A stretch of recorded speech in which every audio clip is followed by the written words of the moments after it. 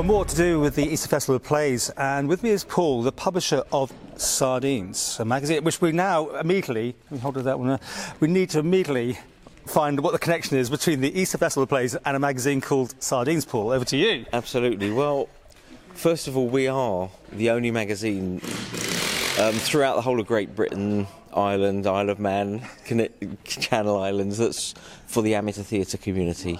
We're exclusive now. There was another one until a few years ago. We're now the only one. Why the name? Sardines, yeah, we find that you either know this or you don't know it at all. You either know it straight away. It's based on a play called Noises Off by Michael Frayn, where there's a plate of sardines that comes and goes throughout the whole of the goings on. It's hilarious, and Noises Off is so synonymous with amateur groups, because a lot of them have done Noises Off, and what we've just found out, if you've done it, you know it straight away. You think, oh, of course, Sardines. Right. And if you haven't done it yet, but when you go and see it, you'll know instantly. Okay, you've been here, I know, once before, but this time you're actually here reviewing the whole as a festival, is that right? Yeah, I've been invited over by the Federation to cover the festival, the 7 days of the festival, which is lovely for us. We fell in love with the place and the Gaiety Theatre here. It's just the most amazing theatre you could ever wish to be in.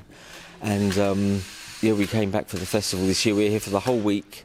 We've had 3 out of 7 shows now, and we're just blown away by how strong the performances have been. Any particular challenges when you have to put something like this on there? I mean, you obviously see a lot of shows around the place. I mean, is this a pretty standard theatre as far as productions goes, or any particular things of note here? Well, that's the interesting thing about amateur theatre, isn't it? It covers the whole spectrum of... You have church hall societies that literally play in a village hall to a group of friends and family most of the time.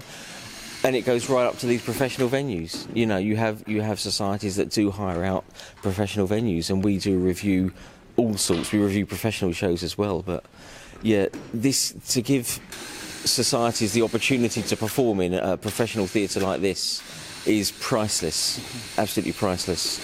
And the standard, you say, is good, because I mean, obviously it's always variable, let's put it that way. You never know what you're going to get. Yeah, I don't envy the adjudicator's job. I mean, unbelievable how he can pick out one play at the end of 7, and already this week out of 3 we've had 2 quite dark plays and 1 a bit lighter last night, which had a few elements in it as well. That was a brand new play as well last night. Absolutely, yeah. Okay, so we better give a plug. If you'd want to subscribe, you're online somewhere? Yeah, absolutely. We've also, we're very keen... Gary Barlow. Yeah, it's Gary Barlow and Tim Firth there. They've just brought out in the West End the musical version of Calendar Girls, which broke all amateur licensing records a few years ago when the play came out for 18 months.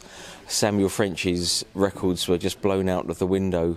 Nearly 700 productions were put on, and so they're doing the musical now in the West End, which is going to be available to amateurs in a year or two's time, and they've designed it for amateurs as well, so that they're very excited about it. That's great. So the chance to get hold of material that hasn't been around the block, let's put it. Yeah, absolutely, and it's about a group of ladies that meet up every week in a village hall, so it's great to cast for amateur societies.